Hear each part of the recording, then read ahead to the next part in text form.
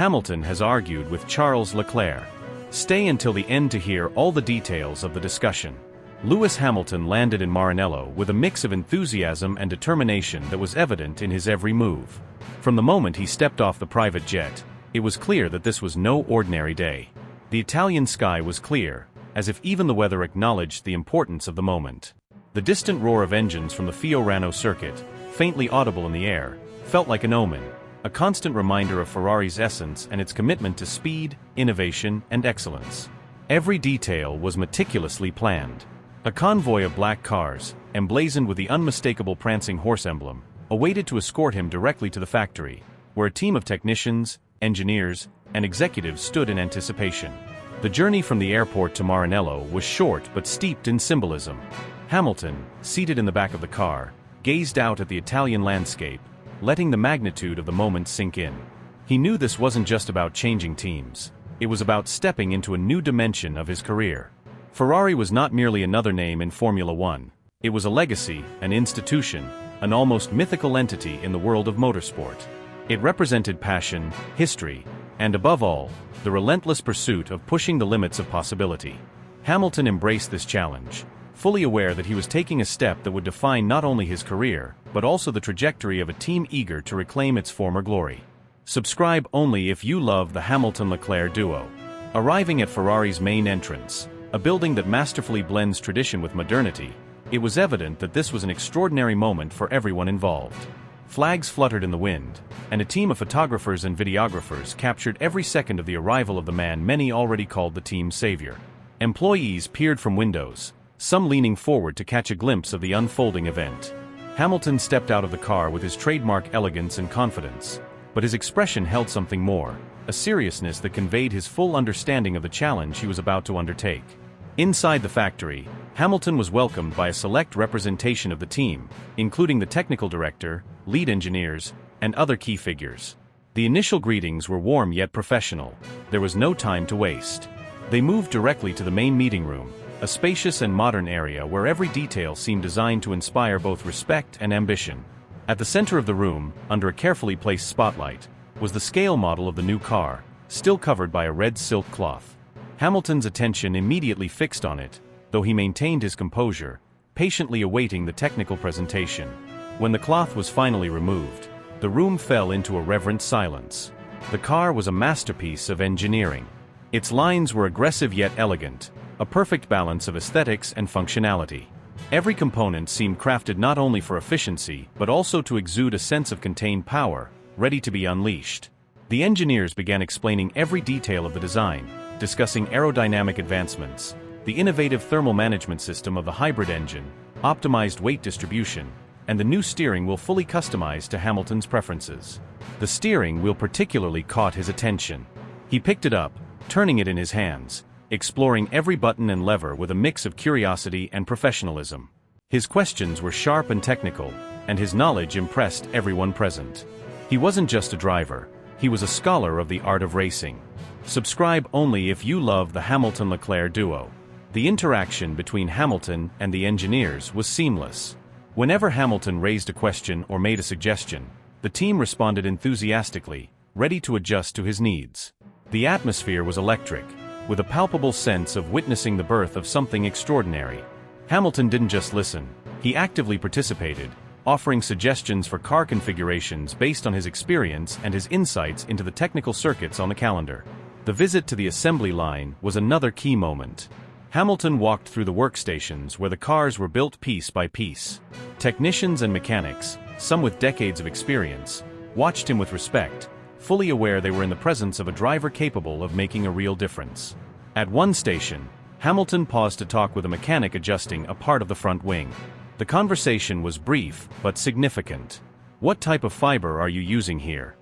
Hamilton asked, lightly touching the surface of the material.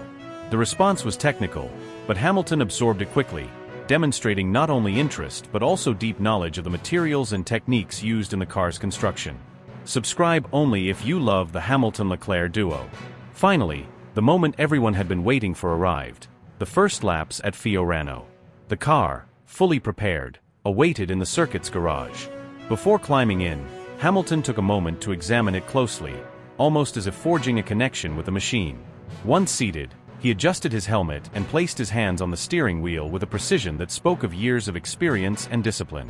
As the engine roared to life, the sound filled the air with an intensity that seemed to vibrate through every corner of the circuit. The initial laps were methodical. Hamilton wasn't there to show off, but to understand. Every corner, every brake, every acceleration was an opportunity to analyze the car's behavior. Engineers watched intently from the pit wall as real-time data streamed onto their screens. Gradually, the speed increased, and with it, the spectacle. Hamilton pushed the car to its limits, exploring its capabilities and quickly adapting to its characteristics. The telemetry revealed something extraordinary. He was achieving times that exceeded initial expectations, even at this early stage. Returning to the garage, his expression was a mix of satisfaction and analysis. "It's a good car," he said, "but there's still work to do." His tone was constructive, almost motivational, and the team eagerly noted every observation he made. The day concluded with an informal meeting where future plans were discussed. The faces of those present reflected optimism, but also an awareness of the enormous task ahead. Hamilton knew this was just the beginning, but it was a promising start. Ferrari had the potential, and he had the skill and determination to turn that potential into results. As he said goodbye to the team that night, the roar of the engine still echoed in his mind. It wasn't just the sound of a machine, it was the echo of a promise, an alliance with the power to change history. The sound of the door closing behind them marked the beginning of a conversation that had been brewing for some time. Frédéric Vasseur, a man known for his pragmatic approach, settled into his chair, while Lewis Hamilton looked him straight in the eye. There was no nervousness on his face, just a calm firmness that made it clear he was there to talk seriously. "Fred," Lewis began, his voice resonating with a mix of respect and determination. "This car has incredible potential, and I feel that together we can achieve great things. But there's something we need to address before moving forward. It's the team dynamics, especially my relationship with Charles." Vasseur remained calm, listening intently as Hamilton continued. "It's no secret that Charles is young, talented, and hungry for success. I deeply respect him as a driver and competitor. But for this team to function, we need to be on the same page. There can't be room for internal rivalries that distract us from our primary goal, winning the championship for Ferrari." Hamilton paused, measuring his words. "I'm not here to compete against him, Fred. I'm here to compete against the rest of the grid. If we want this to work, we need a clear strategy, open communication, and most importantly, mutual trust among all team members, including Charles and myself." Vasseur nodded slowly, processing what he had just heard. He knew this was a delicate matter, but also understood that avoiding it would only complicate things as the season progressed. "Lewis," he finally responded, "I understand your concerns, and believe me, we are working to ensure this relationship becomes a strength, not a weakness. Charles is competitive, but he's also a professional. I'm confident that, with time, you'll find a way to work together toward a common goal." However, Hamilton didn't seem entirely convinced. "Fred, I don't want this to just be words. I want to see concrete actions. We need to establish a clear framework to avoid conflicts and ensure that we both have equal opportunities for success. Ferrari can't afford to repeat the mistakes of other teams that were torn apart by internal rivalries." The conversation continued for almost an hour, with both sharing their perspectives and exploring potential solutions.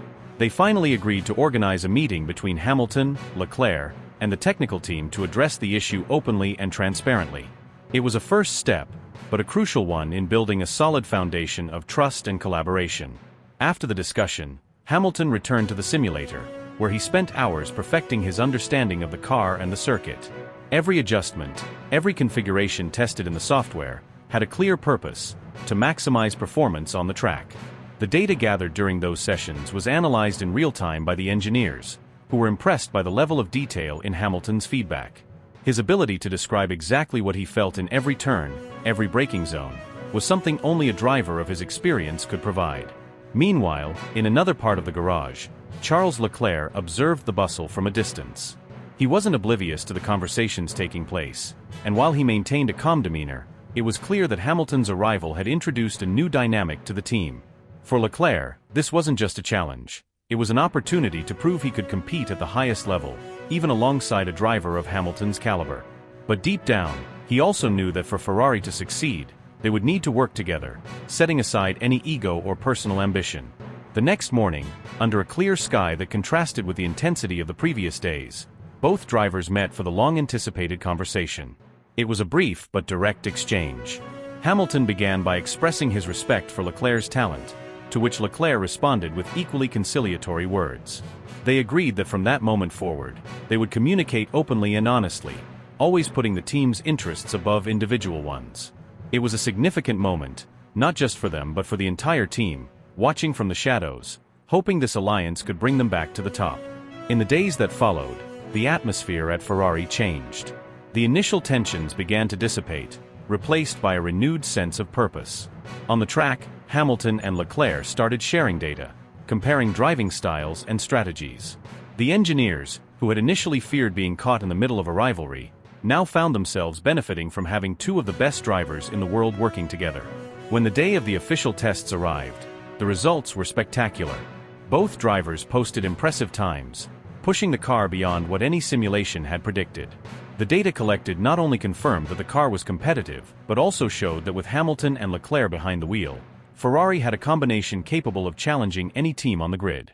The work was far from finished, but the foundations were laid. For Hamilton, this was more than just a new chapter in his career. It was an opportunity to leave a legacy that transcended his time in Formula One. For Ferrari, it was the promise of a renaissance, a return to glory days.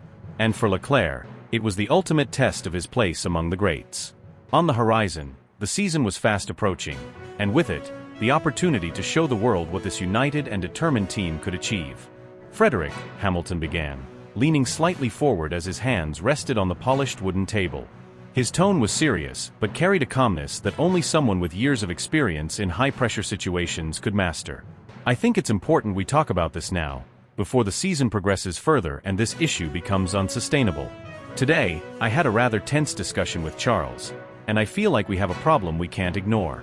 The relationship between us isn't good, Frederick. And I don't think it's healthy for the team." Ferrari team principal Frederic Vasseur looked up from the papers he had been reviewing before the meeting. His expression showed concern, but also the readiness of someone accustomed to handling complex egos and delicate situations within the world of Formula One. He remained silent, allowing Lewis to continue, fully aware that what was about to be said carried significant weight. "From day one," Hamilton continued, his voice slightly deeper as if carefully choosing each word, "I've noticed there's too much competitiveness between us. But it's not the kind that pushes a team forward and inspires improvement. It feels more like a constant struggle, an invisible battle to prove who's better. And today, while we were reviewing strategies for the next race, things just spiraled out of control." Hamilton paused briefly, his fingers drumming on the table. It was evident he was mentally replaying the events, searching for the right words to describe the situation without letting his frustration slip through. Frederick watched him intently, his posture slightly tense, as if he already sensed the challenges ahead. "Charles implied," Lewis continued, his tone restrained but full of intent, "that my contributions were too self-centered, that I wasn't considering what was best for the team as a whole. That, Frederick, is simply not true.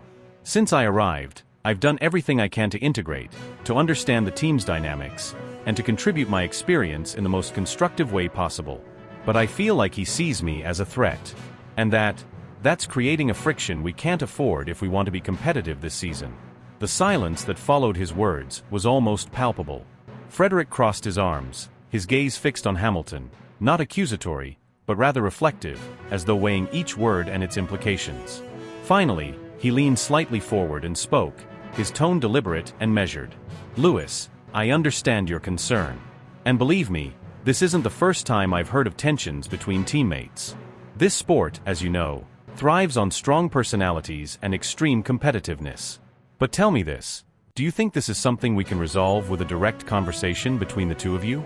Or do you believe there's something deeper in this dynamic that requires a greater intervention?" Hamilton took a moment to respond, crossing his arms and staring at an indeterminate point in the room. Finally, he shook his head slightly before speaking. "Honestly, Frederick, I think this goes beyond a simple conversation. I'm not saying Charles is the problem. He's an incredible driver, young, talented, and fully entitled to want to shine. But what I'm sensing is a lack of mutual trust. And without trust, there's no way we can work effectively together." Frederick nodded slowly, his mind clearly processing the information. I understand what you're saying, Lewis. But I also understand Charles. To him, you represent someone who's achieved things he's only just dreaming of accomplishing. That can be intimidating. And when you add pressure to that perception, emotions can easily run high. Hamilton let out a sigh, leaning back in his chair. I know, Frederick. Believe me, I know. I've been in his position before. When I was younger, I had teammates who intimidated me with their experience and achievements too. But I learned that the path to success isn't about internal competition. It's about seeing it as an opportunity to learn, to grow. That's what I want to convey to him, but I'm not sure he's ready to hear it. Frederick remained silent for a moment, then leaned forward, resting his elbows on the table. Lewis, here's what we're going to do. I'll organize a private meeting between you and Charles. No engineers, no other team members. Just the two of you, face to face. I want you to have the opportunity to talk, to express your feelings without the pressure of an audience. And after that, we'll assess where we stand and what steps we need to take to move forward. Hamilton nodded, though his expression hinted at some doubt. All right, Frederick. But I want it to be clear, my priority is the team. It always has been. I didn't come here to cause problems. I came here to help Ferrari win. I know that, Vasseur replied, his tone firm yet understanding. And I'll make sure both of you understand that the only path to success is working together. This won't be easy, but I trust we can overcome it. The conversation ended, but the tension in the room didn't fully dissipate. Hamilton stood up, thanked Frederick for his time, and left the room, his thoughts still focused on the discussion with Leclerc. He knew the road ahead wouldn't be simple, but he also knew that if they could overcome this challenge, the potential of what they could achieve together was limitless. At the end of the day, Ferrari's success depended not only on skill behind the wheel, but also on the ability of both drivers to find common ground, to turn rivalry into shared strength. And that, Hamilton thought as he walked through the silent halls of the factory, would be his greatest challenge yet. Hamilton took a deep breath before continuing, his words laden with the sincerity and passion that had always defined him. Frederick, I didn't come here looking for conflict. I came because I believe in this team, because I believe in what we can achieve together. But if we can't align our priorities as drivers, this could become an obstacle that costs us more than just a few grid positions. My experience tells me that unity within a team is as important as the car's performance. If we're not on the same page, all our efforts could be in vain. Vasseur nodded slowly, as if weighing each word Hamilton said. There was a frankness in the Briton's tone that made it impossible to ignore. Lewis, I deeply value your honesty. I know this isn't an ideal situation, but I also know that both sides have valid reasons for feeling the way they do. Charles is young, but he's been with us for years and has carried the pressure of being the face of Ferrari during a difficult period. You, on the other hand, bring with you unparalleled experience and a winning mentality that we desperately need. What we must find is middle ground, common ground where both of you can thrive. Hamilton leaned back in his chair, his gaze drifting momentarily to the window overlooking the hustle and bustle of the paddock. It's more complicated than it seems. Charles has a lot of pride, and I don't mean that as a negative. It's one of the reasons he's so competitive. But that same intensity can become a barrier when you're trying to collaborate. It's not about me wanting to impose my ideas or experience. I want us to work together because I believe that if we do, we could be unstoppable. Ferrari has the resources, the car has potential, and between the two of us, we could make history. But if we keep clashing, we'll just be wasting energy on internal battles that benefit no one. Vasseur observed him in silence, feeling the weight of the responsibility on his shoulders. It wasn't the first time he had to mediate between drivers with strong personalities, but this situation was different. Both were critical to the team's success, and he knew he couldn't afford to favor one over the other without causing an even bigger rift. What you're saying makes a lot of sense, Lewis. But I also have to consider Charles's perspective. From his point of view, your arrival might feel like a threat, even if that's not your intention. He's young, hungry for success, and has been waiting for his moment to bring Ferrari back to the top. Maybe he feels that your presence could overshadow that dream. What we need to do is ensure that both of you see that you're on the same boat and that you can only reach the harbor if you row together. Hamilton leaned forward, his eyes locked onto Vasseur's. So tell me, how do we achieve that? I've tried talking to him, Frederick. I've tried explaining that my goal isn't to compete against him but to compete together against everyone else. But every time I try, He seems to interpret it as an attempt to impose myself. I can't force him to trust me, and I don't want this team to split into factions because that would only weaken us." Vasseur sighed, running a hand through his hair, clearly feeling the pressure of the situation. "You're right. We can't afford factions within the team. But building that trust will take time. Perhaps we need a different approach. Sometimes trust isn't built with words, but with actions. Maybe what Charles needs to see is that you're willing to put the team above everything else, even your own interests. And maybe you need to see the same from him." Hamilton nodded slowly, understanding Vasseur's point but not fully convinced. "That makes sense, but how do we get to that point? Time is limited, and every race that goes by without us working as a team is a missed opportunity. I can't force someone to trust me, but I also can't let this lack of understanding affect my performance or the team's." The conversation continued for a long while, with both men exploring possible solutions. Vasseur suggested organizing sessions where both drivers could work together on simulations and data analysis, not as an obligation but as a way to foster a stronger working relationship. He also proposed that, instead of discussing strategies in the abstract, they could review specific scenarios that might arise during races, allowing them to better understand each other's approach. Hamilton accepted the idea with some caution, but made it clear he was willing to try.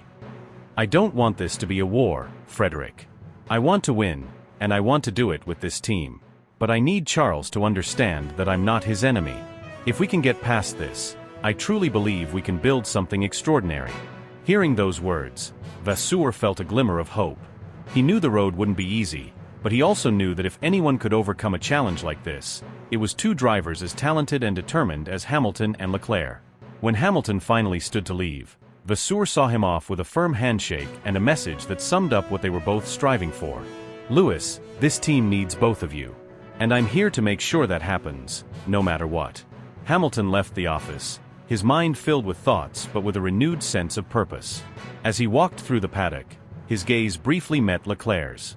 It was a brief exchange, wordless but meaningful. Both knew the challenge wasn't just on the track, but also in how they could learn to trust each other.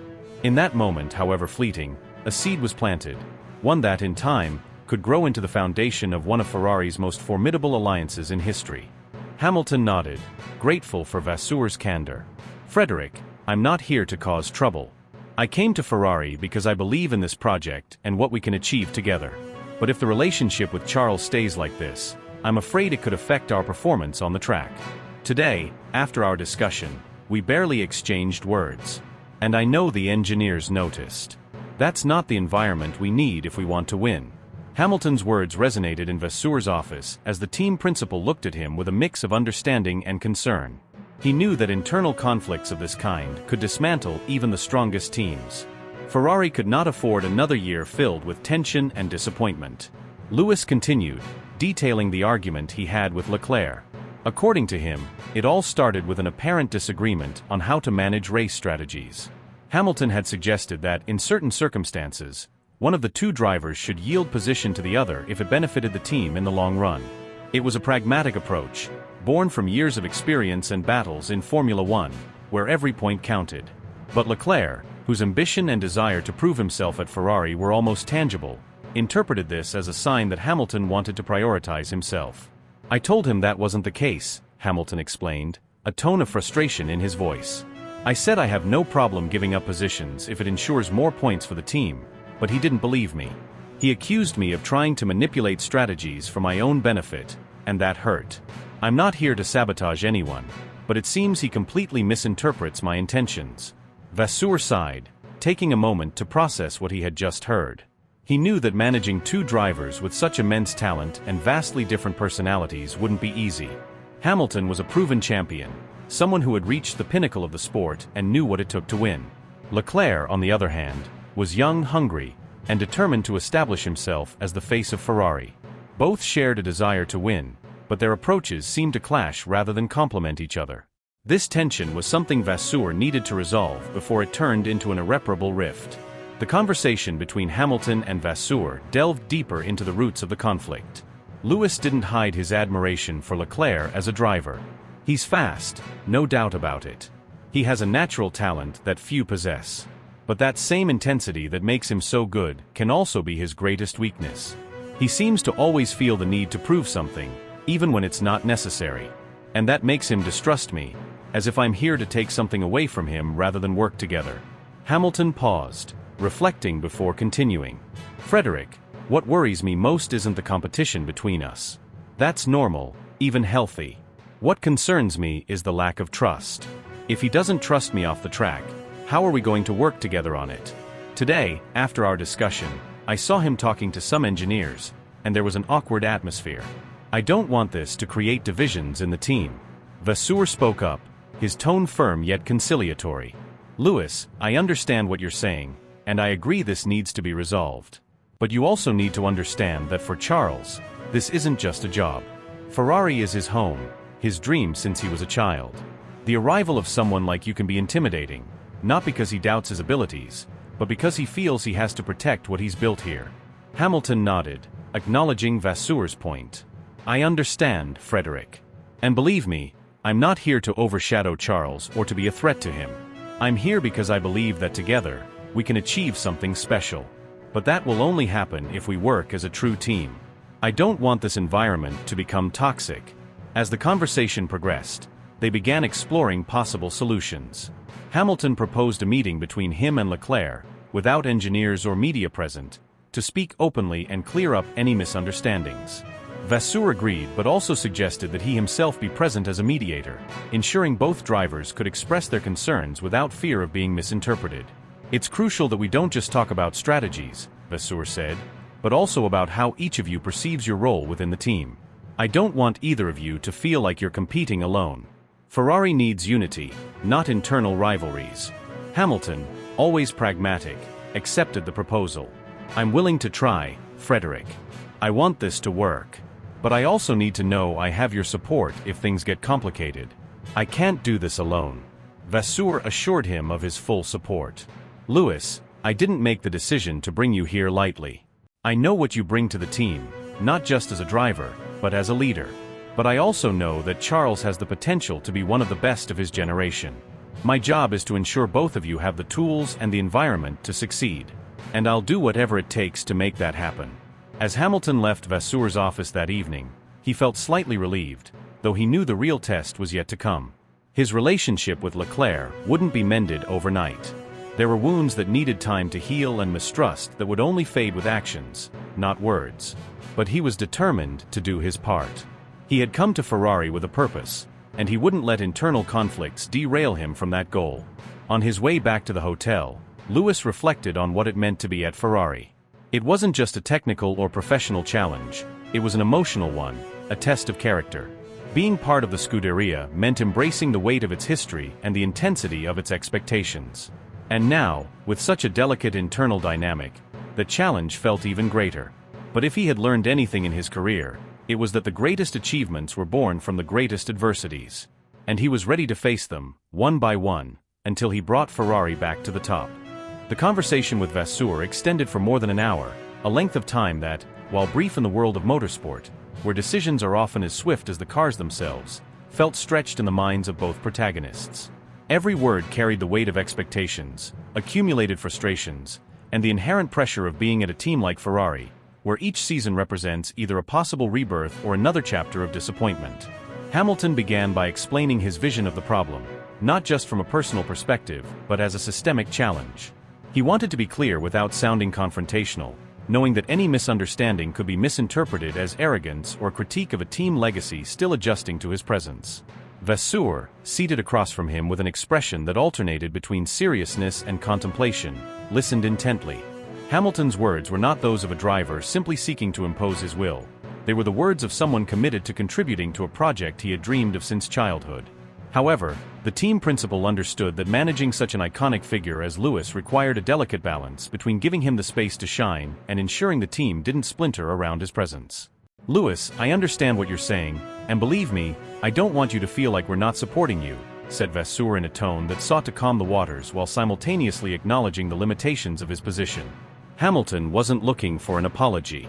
He knew the problem wasn't merely a matter of on-track strategy or individual preferences. It was something deeper. He suggested that perhaps what was missing was greater cohesion across all levels of the team. He proposed organizing regular meetings between himself, Leclerc, and the engineers, a space where they could share their perspectives without fear of reprisals or misunderstandings. It wasn't about pointing fingers, but about building bridges in an environment that often seemed divided by internal factions. "Fred, what we need is not just to improve the car or adjust strategies. We need trust, and that's built not only on the track but off it as well," Hamilton added with a seriousness that made it clear he wasn't willing to compromise his ideals. Vasseur nodded, though he knew in his mind that the proposal, while sensible, would not be easy to implement. The dynamic between the drivers was already tense, and any move to force closeness could backfire. On one hand, Leclerc had shown loyalty to Ferrari from the start of his Formula One career, and many within the team viewed him as the natural heir to the Scuderia's legacy. On the other hand, Hamilton's arrival, with his impressive track record of championships and media magnetism, had brought a new level of expectation but also pressure. How could he ensure both drivers worked together when so much was at stake for each of them? When the conversation ended, Hamilton felt somewhat relieved to have expressed his concerns. He was aware that words alone would not change anything, but at least he had taken the first step toward addressing a situation that, if left unresolved, could cost him not only a championship but also his place in Ferrari's history. As he left Vasseur's office and walked through the iconic Maranello headquarters, he couldn't help but reflect on what the future held for him. He glanced at the walls adorned with photos of past victories, legends like Schumacher, Lauda, and Villeneuve who had left their mark on the team. Would he be able to add his name to that list, or would his time at Ferrari be remembered as a missed opportunity? Tough questions arose in his mind. Could he truly build a stronger relationship with Leclerc, or would their natural competitiveness erode any attempt at collaboration? He knew the young Monegasque bore him no personal grudge, but he also understood that his arrival had complicated an already delicate situation. Meanwhile, the technical team worked tirelessly on the car's development, trying to find those tenths of a second that could mean the difference between victory and defeat. Hamilton understood that the key wasn't just having the fastest car but a team that operated as a unified force. With every step he took, he felt the weight of expectations on his shoulders, but also an internal fire that refused to be extinguished. He had come to Ferrari not just to win but to prove that he could conquer any challenge, even those that seemed insurmountable. Deep down, he knew the answers wouldn't come overnight. The real test would be maintaining his focus, patience, and determination, even when things became difficult. And although he didn't yet have all the answers, one thing was certain: he wasn't ready to give up.